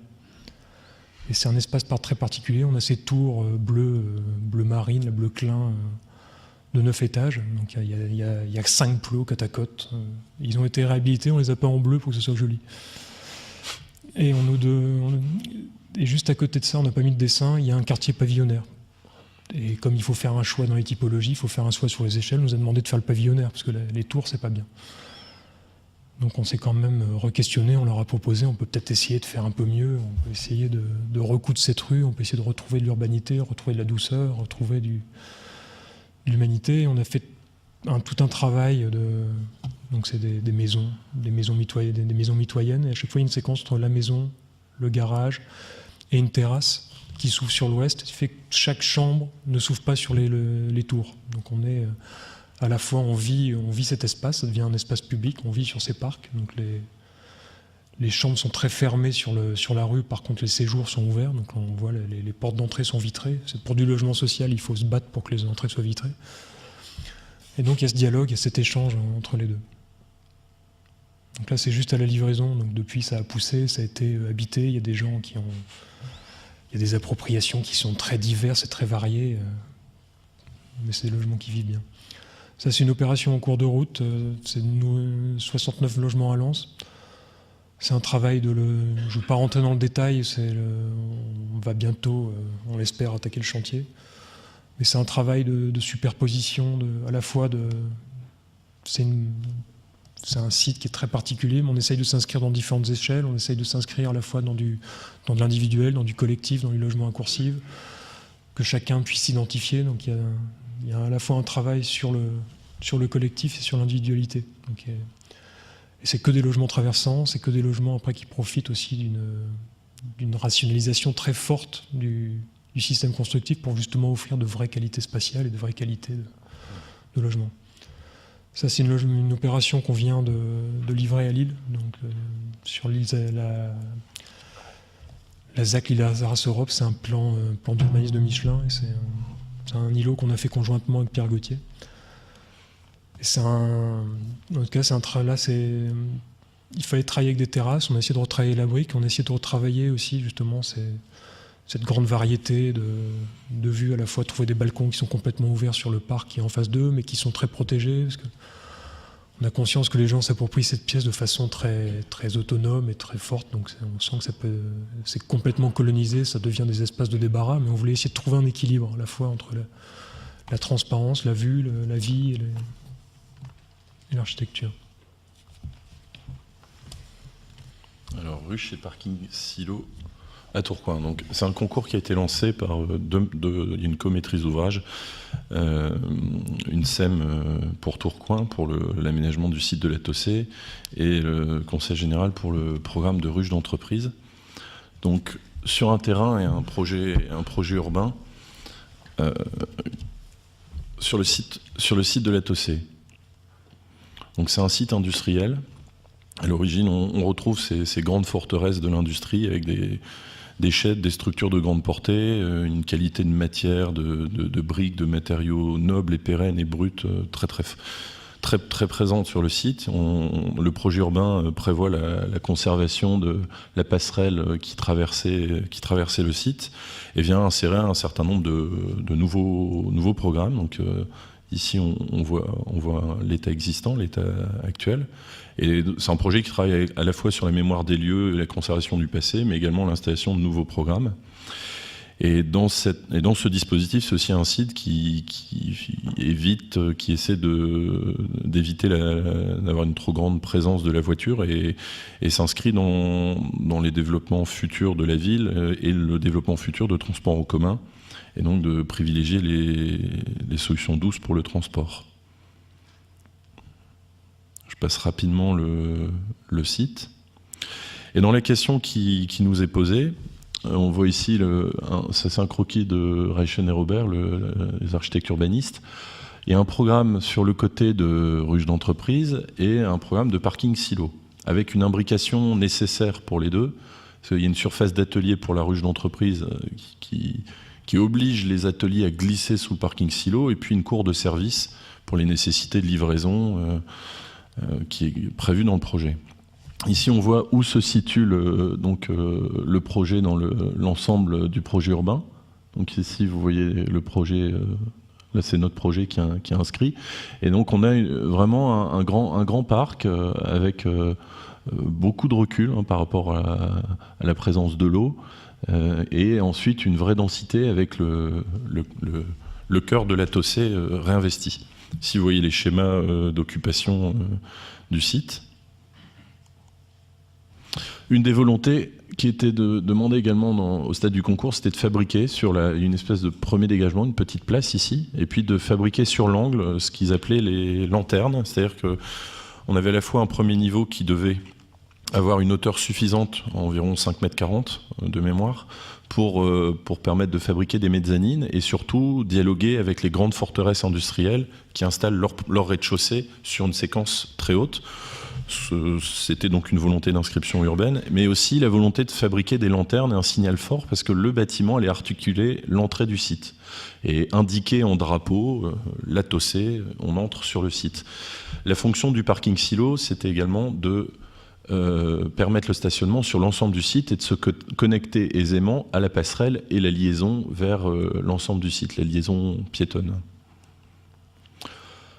Et donc dans les premières manipulations, ici on voit le schéma. Le schéma en coupe de. Donc je vais d'abord passer de nouveau sur cette axonométrie. Donc on voit cette façade ici, la façade plein sud sur la très belle vue, le parking silo et la cour de service. Et finalement, en analysant, on se rend compte que c'est un schéma programmatique, la solution n'est pas optimisée sur la question de la lumière, de la vue, de l'usage, mais aussi sur la question qui était posée en filigrane dans le programme, la question de la mutabilité. C'est-à-dire qu'un jour, on puisse transformer ce parking en autre chose. Donc on a formulé avec l'ensemble de ces questions posées, on a installé un dispositif d'anneaux, un bâtiment d'anneaux, de grands plateaux.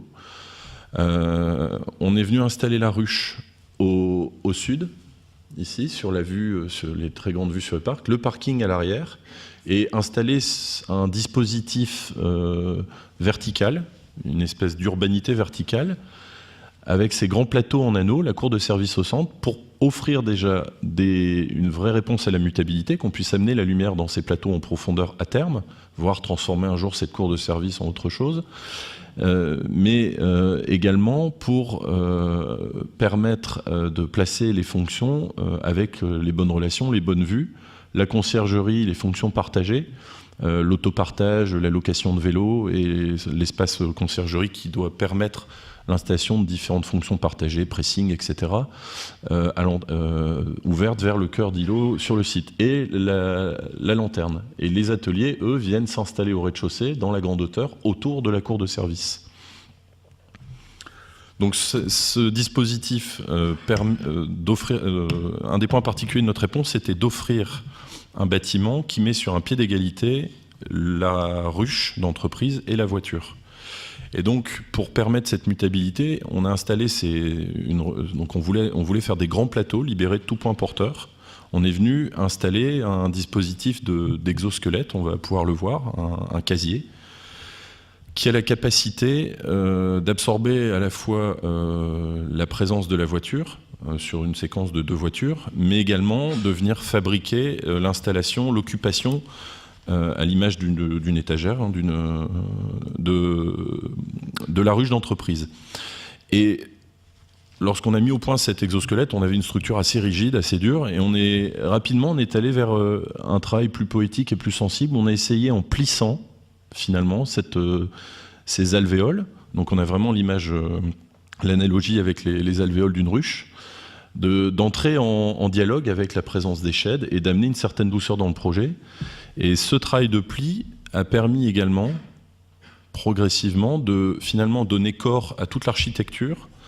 Et ce qu'on expliquait tout à l'heure sur le collège ou sur les maisons de +2, c'est-à-dire que tout est là avec la structure, sur ce projet, c'est véritablement le cas. C'est-à-dire que tout peut être démonté à l'exception de la structure. Et on peut imaginer cette structure béton absorber d'autres parements, d'autres occupations, d'autres fonctions, et venir tenir l'intégrité physique du bâtiment. Donc ici, vous voyez le plan de rez-de-chaussée avec l'installation avec ici l'accès voiture, l'entrée de la ruche d'entreprise, avec les ateliers qui se développent au rez-de-chaussée, autour de la cour de service. On voit les ateliers ici. La séquence d'accès avec le gardien, le contrôle de l'accès, et la rampe en acier démontable. Donc le seul élément, cette rampe peut être totalement démontée du jour au lendemain, là où la structure béton, elle, est pérenne. Et vous voyez ici ce dispositif d'épines, d'exosquelette en béton. On est parti du poteau droit, vertical, sur lequel on peut parfaitement raccorder les menuiseries, et on vient le plisser. Et avec ces plis, on arrive à reprendre 9 tonnes aux efforts horizontaux. C'est-à-dire que l'exosquelette devient auto-contreventé. Donc là, vous voyez le plan d'étage. Et pour établir un lien entre les espaces de bureau, parce que le fonctionnement d'une ruche est plutôt R+1, il faut plutôt que le directeur de la ruche voit toutes les personnes entrer, on est venu fabriquer une liaison verticale qui permet de liaisonner l'ensemble des étages. Et le maître d'ouvrage a fini, à force de travail et de discussion, à accepter l'idée qu'on se gare au niveau et on rentre au niveau où on travaille. Ce qui n'était pas le souhait initial. Ici, on voit la lanterne sur le dernier niveau, avec l'accès à un jardin, et le dernier niveau sur le toit de stationnement. Donc là, un croquis qui explique bien la figure de l'alvéole. On voit ici une des séquences verticales de l'épine, des recherches en maquette. Ce qui nous intéresse vraiment dans ce projet, donc là les schémas, la descente de charge verticale, les efforts horizontaux, les plis, la problématique de la liaison avec le mur rideau et la façade vitrée, donc on peut très simplement les démonter ou au contraire les installer dans les parties vides. Et cette maquette résume bien tout le projet. Et c'est un peu ce travail de dépouillement qu'on essaie de faire une fois qu'on l'a chargé de son histoire. Alvéole, mutable, urbanisme vertical, le rapport à la matière, la puissance des forteresses industrielles, le dialogue avec le site, ces logiques de vue. Et ce qu'on aime dans ce projet, c'est finalement cette réponse où tout est raconté par cette histoire du béton. Ici, on voit les plateaux de grande portée, libérés de tout point porteur. Le ferraillage est prévu pour passer à terme. On étudie également le traitement d'air dans ces espaces pour le futur. Des parties en béton qu'on peut démonter pour installer les rupteurs. Et ensuite, on poursuit l'univers industriel du site dans les espaces internes du projet, donc avec des moyens finalement assez ajustés et réduits, mais suffisants. La séquence de hall où on se sert de l'escalier pour bloquer la structure également. Donc ici, on aperçoit le jeu de ces escaliers.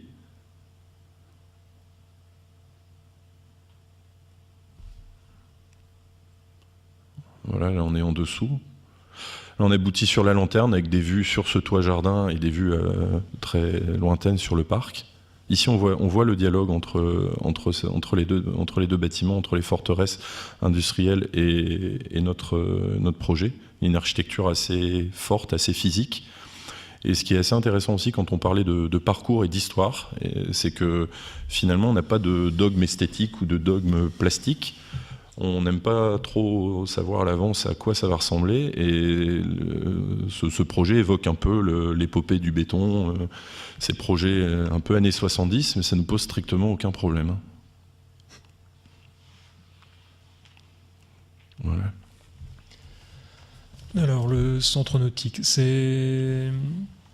on a tenu pour toute la conférence à présenter que des projets construits, que des projets qu'on avait aboutis et que des projets réalisés, sauf celui-là. Parce que celui-là, il est particulier pour nous, c'est un concours, notre premier et seul concours en Belgique qu'on a perdu, qu'on a magnifiquement perdu. On veut le montrer parce qu'il est vraiment important pour nous, important dans la démarche, puis il y a tellement de concours aussi qu'on gagne qu'on n'aimerait pas gagner. Et celui-là, on voulait le gagner, mais on l'a perdu. Donc c'est la vie. Donc c'est pas très loin de Lille, c'est pas très loin de Tournai. Donc Tournai, c'est on parle de métropole. Il y a Tournai en Wallonie, il y a Lille en France et il y a Courtrai chez les Flamands. Et Péronne, c'est un centre nautique, et ce qui est à la jonction entre l'Escaut. Donc on voit Tournai qui est ici. C'est une petite ville. Donc l'école dont on vient est à Tournai. Et c'est un site un peu particulier, un peu confus, qui est à la jonction entre l'Escaut et un grand canal qui est canalisé, qui est le canal Nimy-Blaton. C'est une longue ligne droite pour les péniches. Et c'est un paysage qui est totalement artificiel, qui a été totalement remanié pour manœuvrer les péniches. Et ça en devient cette grande étendue d'eau, parce qu'il y a aussi pas mal de problèmes de dénivelé, il y a des écluses, et cet espace artificiel, cette grande étendue d'eau on y a installé un centre nautique, donc il y a une école de voile qui est installée là. Et également un port de plaisance privé qui est installé là également. Et donc l'idée du concours, c'était de réhabiliter le centre nautique, de lui donner, en Belgique ça s'appelle les centres ADEPS, de lui redonner une nouvelle image, un nouveau fonctionnement, parce que c'est un site, on le voit ici, qui s'est fait au fil de son histoire. On a construit un bâtiment, puis deux, puis on a mis... C'est un espèce de chaos, de joyeux chaos, joyeux bordel. Et il fallait réinscrire à la fois un fonctionnement d'école de voile, mais aussi, donc qui s'installe ici, mais aussi retrouver une logique avec une salle de sport qui est ici, mais qui est traversée par une voirie. Très compliqué. Donc on voit une image de cette grande clarté d'installation. Donc il y a des espèces de tentes construites d'hébergement à l'arrière. On a mis un bateau là pour comprendre que c'était un centre nautique, parce que c'est vraiment la seule façon de le comprendre quand on passe. On est au bord de l'eau, mais on ne voit pas les bateaux, donc c'est un peu aberrant. La salle de sport, avec des beaux drapeaux. C'est vraiment un paysage magnifique, complètement confus. De nouveau, les fausses tentes. Et curieusement, juste à côté, on a cet espace. Donc là, c'est le canal, donc c'est des étendues, on en parlait. C'est de nouveau un territoire qui est complètement retravaillé par l'homme, et c'est aussi un territoire fabuleux. On peut faire des kilomètres le long de ce canot, parce qu'il y a encore les chemins de halage de chaque côté. Donc ils sont totalement accessibles pour les piétons et pour les baladeurs. Puis il y a également ces infrastructures de grande échelle, donc ces écluses. Donc c'est des éléments qui sont très forts dans le paysage. Et la présence de l'eau, parce que derrière ce bordel, il y a quand même de l'eau, il y a des bateaux, etc. Donc on voulait essayer de retrouver ce travail-là. Donc l'idée, c'était de réinscrire le centre nautique dans cette histoire de grande échelle, dans ce territoire, et d'en retrouver une logique. Et l'idée aussi, l'idée qu'on s'était donnée, c'était que c'est un centre de voile, donc il y a des gamins qui vont faire du bateau là, qui vont se perdre, qui vont se dire « mais je suis où là, à cet endroit ?» Et c'était l'idée que le bâtiment fasse un cap. Donc à un moment qu'il y ait un point de repère, quand on est en mer, il y a des phares, il y a des points de repère à tout moment, et on voulait que le centre nautique soit ce point de repère visuel. Il y avait également parce qu'on essaye souvent, on l'a peut-être pas assez montré dans les projets précédents, on essaye beaucoup de travailler par allusion, par analogie, par image, par histoire, on essaye de recoudre tout ça.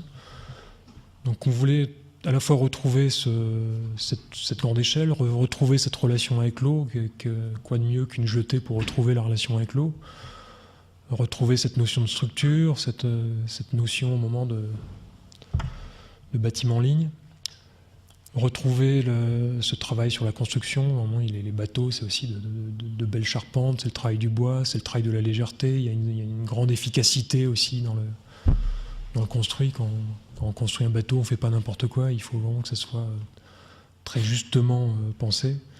Cette histoire de la voile, cette histoire très traditionnelle de la voile, il y a des choses qu'on aime beaucoup là-dedans, mais aussi une voile plus moderne, plus contemporaine, plus technique qu'on va y retrouver. Puis, il y en a un ici qui aime beaucoup la planche à voile, donc il voulait vraiment qu'on mette l'image. C'est gentil de l'avoir placé, je te remercie. Je suis ému.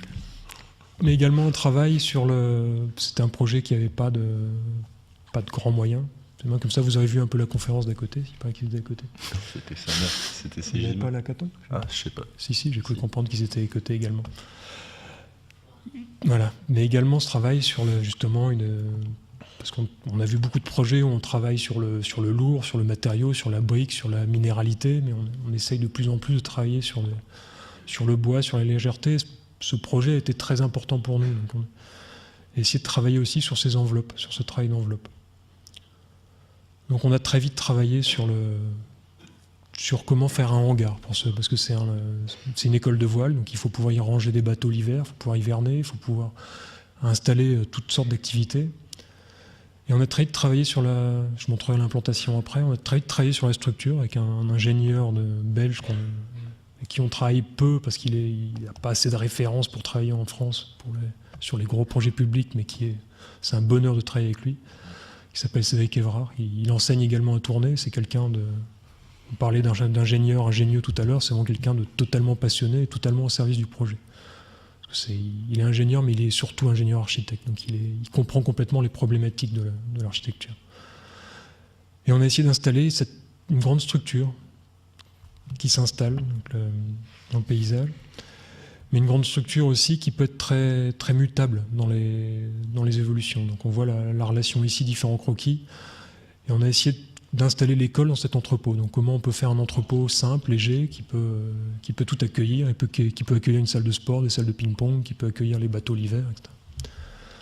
Et le projet se résume à ça. Donc c'est un grand bâtiment linéaire qu'on installe sur le site.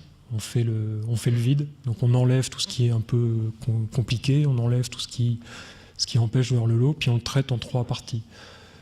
Une enveloppe à la fois transparente, très légère, textile, une charpente qui est travaillée pour être la plus légère possible, avec une économie de matériaux qui est le moins de bois possible, le moins de matériaux mis en œuvre, et une occupation à l'intérieur par des volumes en bois, mais qui, eux, n'ont plus, du coup, comme la maison de la Caton n'a plus besoin d'être étanchée. Et on travaille sur je ne pensais pas voir ça maintenant, raté, j'en parlerai après. Et un travail sur le degré de température. Donc il y a des lieux chauffés, il y a des lieux en atmosphère tempérée, il y a des lieux froids. Ça, c'est aussi un travail, mais je sais pas, je pense qu'on n'aura pas le temps d'en parler. On a travaillé avec différents artistes. On a travaillé avec une artiste qui s'appelle Edith Dequint en Belgique, des graphistes, et aussi un jeune designer qui s'appelle Damien Gernet. Donc il y avait de façon très particulière, il y a beaucoup de choses qui se sont mises en mouvement autour de ce projet. Donc il y a vraiment une belle énergie autour de ça. Donc voilà le plan masse qu'on a rendu. Donc on a gardé un peu de chaos d'un côté. Donc on a gardé les hébergements, on a gardé le bois, on est le long de l'écluse. On a gardé les terrains de sport, mais à un moment on a installé juste un seul bâtiment, donc cette grande jetée. Et c'est un bâtiment dans lequel on rentre et on sort, donc on rentre à l'intérieur. Ça permet quand la rue tout à l'heure qui passait ici, la rue compliquée avec le bateau posé là, la rue passe ici, et ça permet quand on arrive ici de retrouver la vue sur l'eau, de retrouver la vue sur le bateau. Donc on retrouve la conscience du canal de la grande échelle. Donc voilà le plan. Donc ça parle de voile, ça parle d'éléments particuliers. Et il y a tout un travail, ce que j'expliquais tout à l'heure, donc il y a tout un travail très, très particulier de l'occupation. Donc on installe ce grand hangar, puis on reconstruit à l'intérieur. mais de façon très très libre. Donc il y a des parties qui sont complètement froides, il y a des parties tempérées, il y a des parties chauffées, et on essaye de jouer cette alternance. Donc on le voit ici dans la coupe également. Donc, des parties, là les bateaux sont rangés à l'hiver, mais ça permet d'installer des gradins pour donner des salles de cours, pour apprendre aux enfants à faire monter les voiles, pour apprendre le vocabulaire. Parce que ça permet de continuer à faire une école de voile alors qu'il ne fait pas beau. La maquette du concours. Et les perspectives. Donc soudainement, ce bâtiment qui devient un signal, ça devient à un moment un point lointain, un cap. Donc ça permet de s'orienter sur cette grande étendue. On a vu la nuit. Et on a fait tout un travail aussi sur on voulait travailler avec le moins de matériaux possible, le plus léger possible. Donc il y a le travail sur le bois, mais aussi le travail. C'est la première. On l'a jamais tenté par ailleurs. Donc à la fois des enveloppes vitrées, mais aussi des enveloppes en textile, en membrane, en éléments beaucoup plus légers, en neft. Donc il y a un travail de mise en tension de ces éléments. Et voilà l'espace intérieur que ça peut donner. Donc à la fois c'est très répétitif, mais c'est très vivant. Donc on a essayé de travailler différentes façons de l'ouvrir, différentes façons de l'occuper. Je vais accélérer parce que nous on peut durer longtemps. Hein. Donc, mais c'est le dernier projet de la présentation. Médiathèque de la Madeleine. Donc voilà le site. Donc la problématique qui est posée pour la ville de la Madeleine, je vais accélérer un petit peu, mais il y a un enjeu majeur à donner de nouveau une centralité à cette place qui accueille aujourd'hui le marché couvert. Un conservatoire de musique qui est également en extension, et donc la Madeleine se développe un peu plus loin sur un axe nord-sud, et cette place se trouve vraiment équilibrée dans sa situation au cœur de la Madeleine. On voit ici le développement principal de la ville de la Madeleine, et où on retrouve une tradition de très grandes maisons, de belles maisons bourgeoises, et de l'autre côté, c'est plutôt le passé industriel, on a également un équipement, la chaufferie huée, enfin en tout cas un futur équipement qui est installé de ce côté-là. Et cette place qui se situe au centre, perpendiculairement à cet axe, représente de gros enjeux pour la mairie. Donc le pari qui est fait, donc ça c'est la situation du terrain, c'est la symbolique en tout cas qu'on a lu dans les enjeux posés par la maîtrise d'ouvrage et également dans les constitutions réelles physiques du site. Donc ça c'est le bâtiment qui est retenu. Donc c'est un potentiel foncier pour eux sur l'arrière, mais également un bâtiment déjà installé avec force sur l'espace. Par contre, qui accueille aujourd'hui, qui est assez fermé, qui accueillait le CCAS, centre social, et la police municipale. Depuis le marché, l'espace à l'arrière. Là, on voit le bâtiment en arrivant sur le côté, sur la façade est. Assez fermé, assez austère, mais finalement avec quand même une composition symétrique assez forte et un certain nombre de qualités. Alors dans la question qui est posée également dans le programme de médiathèque, c'est cette relation au support, au livre. On a tous en tête ces images de bibliothèques très fortes, sachant qu'aujourd'hui, comme tout peut être numérisé, les médiathèques deviennent plutôt des lieux où on va accéder à l'information et chercher une expérience sociale, une expérience quasiment urbaine, de rencontres, d'échanges autour du savoir, mais également des lieux de lecture, des petits salons, des endroits où on se sent comme chez soi, et on doit retrouver un caractère un peu domestique de ces espaces. Donc on a travaillé sur ce postulat. Ici on retrouve la chaufferie, une image de maison, et fort de ces idées, on est venu installer, alors là ça va un peu vite, je reviendrai peut-être après, on est venu se poser la question également de la réhabilitation. C'est-à-dire qu'on a deux parties, on a la partie existante sur l'avant, qui fait obstacle à la lecture de la plus grande partie à l'arrière, et le programme qui comporte une fonction d'auditorium, de hall, de cafétéria d'exposition et d'espace de consultation, dans les manipulations, on se rend vite compte que le bâtiment existant pose un avantage réel, c'est d'accueillir un auditorium cafétéria-exposition qui pourrait être complètement coupé à terme de l'utilisation de la médiathèque. Et sur ce type d'équipement, on peut imaginer des espaces partagés, des fonctions qui seraient mutualisées avec d'autres événements où la médiathèque n'est pas ouverte, mais on peut ouvrir l'auditorium pour des écoles ou pour d'autres activités. Et ces questions étaient clairement posées par la maîtrise d'ouvrage. Et on s'est aussi rendu compte qu'on pourrait assez vite fabriquer sur la partie centrale, qui est très forte, une aspiration, une captation d'espace public pour emmener le public sur l'arrière. Et que cet espace avait aussi une qualité dans la possibilité d'être contrôlé et vu depuis l'accueil, qui était une des composantes du programme. Par contre, ce grand espace, donc on posait un problème d'accès à la lumière et voilà, de partition. Comment l'installer, comment le cloisonner. Donc dans les premières installations, on voit ici des maquettes de recherche où on voit le programme installé sur l'arrière. Et très vite, on revient sur nos réflexions d'espace mutable, de grande portée, d'installer une architecture pérenne, d'ouvrir cette médiathèque sur la ville. Et on voit ici la naissance d'une toiture, d'un couvert qui cherche à prendre la lumière, avec une logique qui commence à s'installer de prendre la lumière nord au centre, pour y placer les collections, et de s'ouvrir sur la façade nord-ouest, qui subit pas trop de surchauffe, et est, qui est ouverte sur le cœur d'îlot et le jardin, pour ouvrir la médiathèque sur l'espace public. Donc ici, on voit une coupe du projet, avec le principe développé de captation de l'espace public au centre.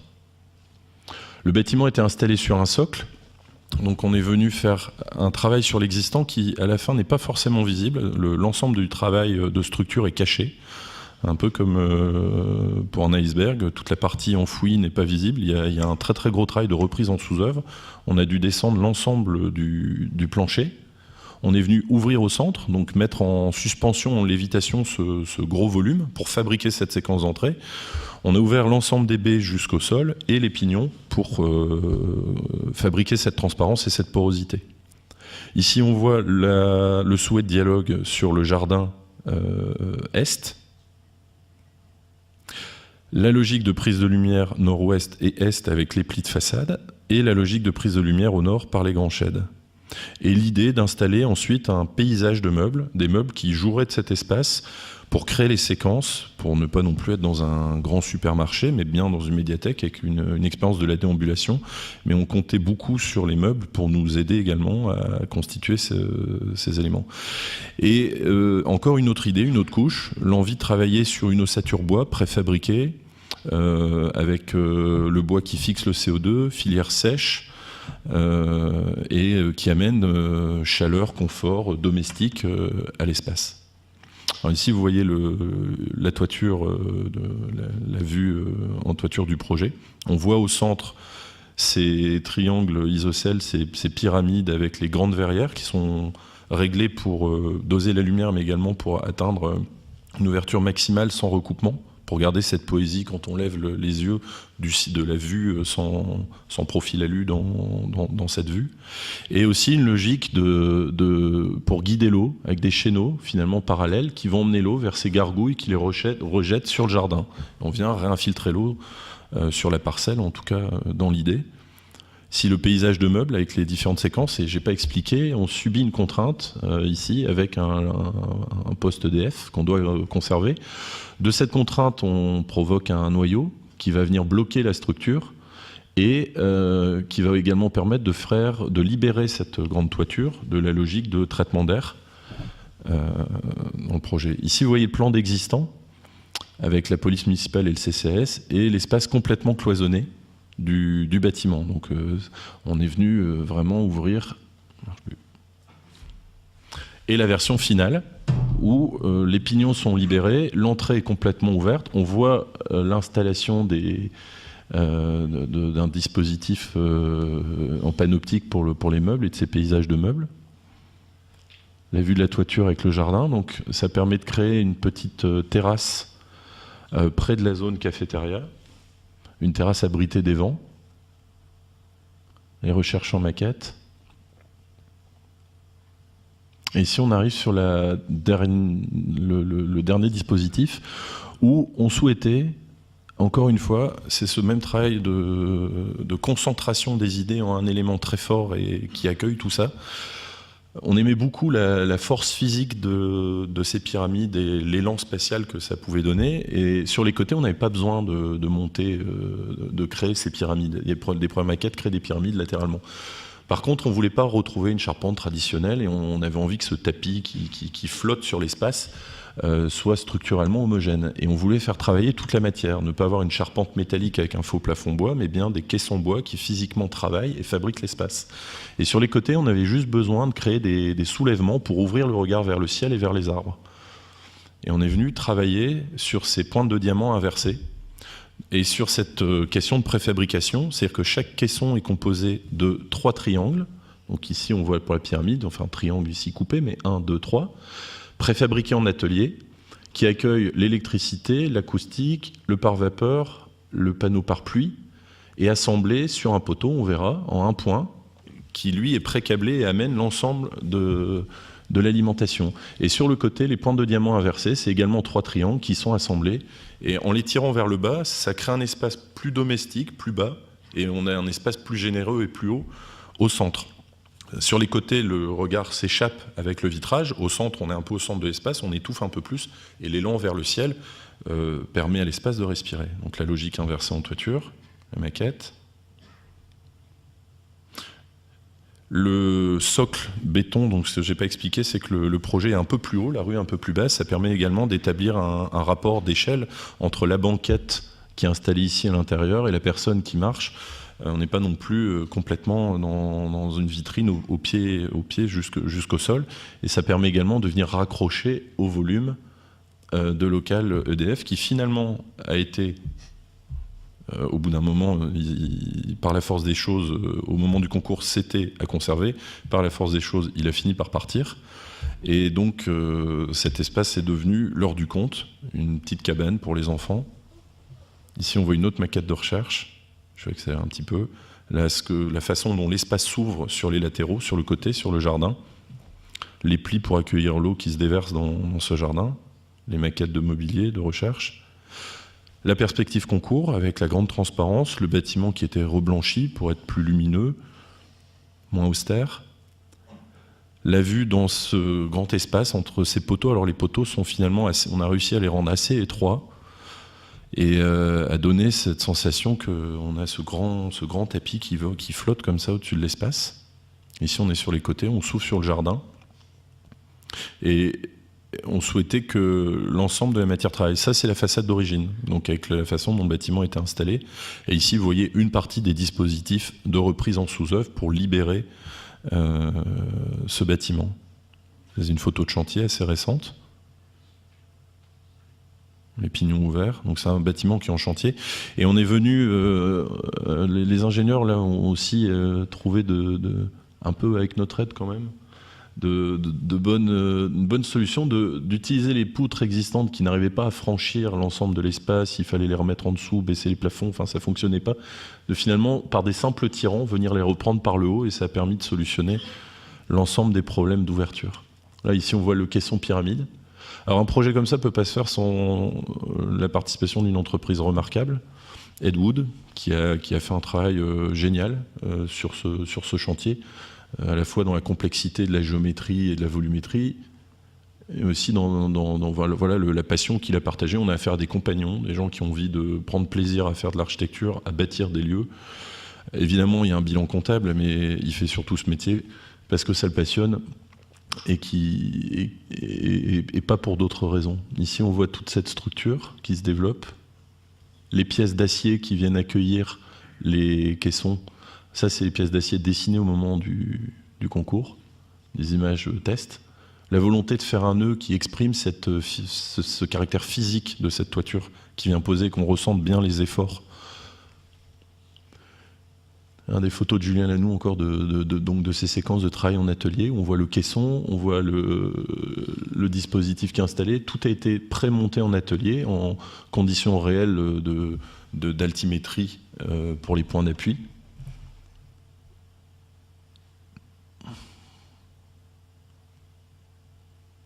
le voile travaillant supérieur, le voile travaillant inférieur. Alors travaillant, en tout cas pour les efforts, pour reprendre les efforts parasites, quand on a un déséquilibre de charge en toiture sur la neige qui est plus d'un côté que de l'autre. Et ces voiles assurent également des fonctions donc voilà, ils sont perforés pour assurer l'acoustique. Donc finalement, cette réponse, cette toiture, elle raconte toute l'histoire du projet. Et elle permet d'absorber, d'intégrer toute la technique en un seul élément. Ici, on voit le caisson préfabriqué qui vient s'installer sur l'espace. Tout ça, c'est tout frais. Enfin, c'est tout chaud.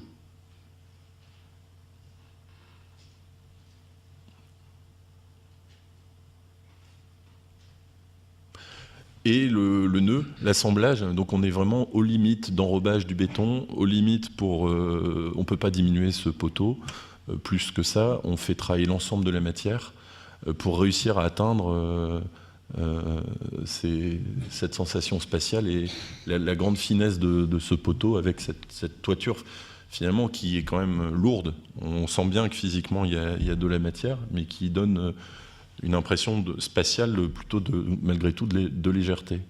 Ici les grandes verrières, le travail de couture, alors aussi là, avec une très bonne entreprise, Métropole Couverture, avec qui on peut travailler sur le façonnage avec des compagnons passionnés.